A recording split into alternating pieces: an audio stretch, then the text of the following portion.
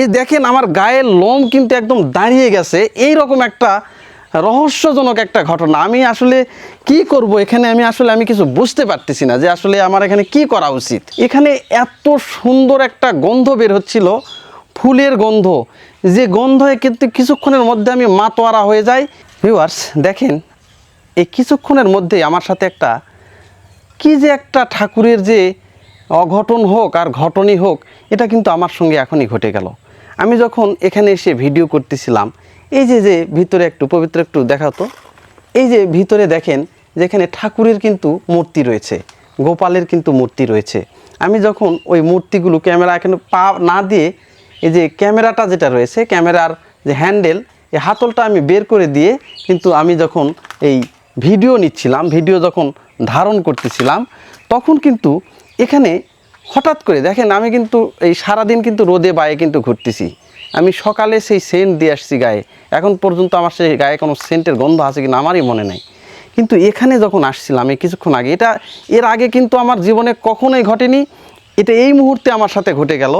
এখানে এত সুন্দর একটা গন্ধ বের হচ্ছিল, ফুলের গন্ধ, যে গন্ধে কিন্তু কিছুক্ষণের মধ্যে আমি মাতোয়ারা হয়ে যাই। এবং আমার যে ক্যামেরা ছিল, এই ক্যামেরা কিন্তু আমি অফ দিয়ে এখানে দাঁড়িয়েছিলাম প্রায় 2 মিনিটের মতো, আমি শুধু সেই গন্ধটাই নিচ্ছিলাম। এই দেখেন আমার গায়ের লোম কিন্তু একদম দাঁড়িয়ে গেছে। এই রকম একটা রহস্যজনক একটা ঘটনা। আমি আসলে কি করব এখানে, আমি কিছু বুঝতে পারতেছি না যে আসলে আমার এখানে কি করা উচিত। এত সুন্দর একটা গন্ধ, চারপাশ থেকে ফুলের একটা গন্ধ, যে এই জায়গাটুকু প্রায় 1 হাত জায়গার মতো একটা জায়গা, চারপাশে মৌ মৌ করতেছিল। এখনই আমি পবিত্রকে কিছুক্ষণ গন্ধ নেওয়ার পরে পবিত্রকে ডাক দিলাম যে পবিত্র একটু আসো তো এখানে। তো ও আসলো, ও আসার আগ দিয়ে কিন্তু গন্ধটা এখানে বিলীন হয়ে গেল। তারপর শত চেষ্টা করেও কিন্তু ওই গন্ধ আর এখানে আনতে পারতেছি না। পবিত্রকে যখন আমি বললাম যে পবিত্র দেখো তুমি এখানে কোনো গন্ধ পাচ্ছ কিনা, তো পবিত্রও বলতেছে না দাদা এখানে কোনো গন্ধ আমি পাচ্ছি না। এই রকম একটা জাগ্রত জায়গায় আমি এসেছি, আসলে জানি না যে কি কারণে ভগবান এটা আমাকে এই গন্ধটুকু আসলে দিলেন, আমি গন্ধটাকে পেলাম। এটা কি যে সুবাস, কি যে স্বর্গীয় একটা সুবাস, আমার নাকে কিন্তু এখনও সেই যে রহস্য, যে গন্ধটা মনে হয় এখনও লেগে আছে। এই ধরনের একটা ফুলের একটা সুবাস কিন্তু এখানে আসতেছে না? এই যে দেখেন আবার কিন্তু আসতেছে, এই যে আবার পাচ্ছি। পবিত্র কি পাওয়া যাচ্ছে? এই যে দেখেন আবারও কিন্তু,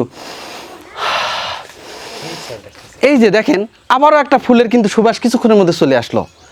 এটা আসলে এই যে অবাক করার মতো একটা গন্ধ, চারপাশ থেকে যে কোথায় থেকে যে এই গন্ধটা আসতেছে আসলে আমি জানি না। এই যে এখানে কিন্তু যে বাবা রয়েছে, এখানে গোপাল রয়েছে, এখানে কিন্তু ভক্তি না দিয়ে কিন্তু আমি আর থাকতে পারলাম না। এটা কিন্তু এখনই ঘটে গেল আমাদের সঙ্গে। আর এই যে দেখেন আশেপাশে কিন্তু কোনো ফুল গাছও নাই, এখানে কোনো ধরনের কোনো ফুল গাছ নাই। সন্ধ্যা ঘনিয়ে আসছে। হ্যাঁ হ্যাঁ, আমি যখন আপনাকে ভিডিও করতেছিলাম তখন আমি একটু সেন্ট পাইছি, এখন আর সেন্ট পাওয়া যাচ্ছে না। পাইছো তো না? হ্যাঁ পাইছি, এখন আবার কিন্তু নাই। এখন আবার নাই। হ্যাঁ, আপনি যখন আমাকে বলছিলেন তখন আমি জোরে জোরে শ্বাস নিচ্ছিলাম পাই কিনা, তখন পাওয়া যায়নি। কিন্তু তার মোটামুটি 3 থেকে 4 মিনিট পর আমি যখন আপনাকে ভিডিও করতেছিলাম তখন আবার সেই সেন্টটি পাওয়া গেছে। সেই সেন্ট কিন্তু আবার আসতেছে, অলৌকিক একটি ঘটনার মতো আমার কাছে মনে হয়। আচ্ছা, আর দেখেন এই যে আশেপাশে যে কোনো ফুল গাছ থাকবে সেটাও কিন্তু নাই। উপরে একটা বট গাছে কিন্তু বিভিন্ন পাখপাখালি। আর এই যে দেখেন উপরে কিন্তু মন্দিরের উপরে কিন্তু কিছুই নাই। এখান থেকেই সেই সুবাসিত গন্ধ, ফুলের যে সুবাস, স্বর্গীয় যে ফুল, সে ফুলের কিন্তু গন্ধ এখানে আসতেছে। আর এই যে পাশেই রয়েছে জাগ্রত একটা সন্ন্যাস বাবার কিন্তু মণ্ডপ। এটা দেখেন এখানে কিন্তু সন্ন্যাস বাবা ছোট হোক আর বড় হোক দুটা কিন্তু একই, দুটা কিন্তু 2 জায়গায় কিন্তু এখানে পূজিত হন। এখানে অনেক বড় কিন্তু একটা সন্ন্যাস বাবা কিন্তু এখানে রেখে দেওয়া হয়েছে।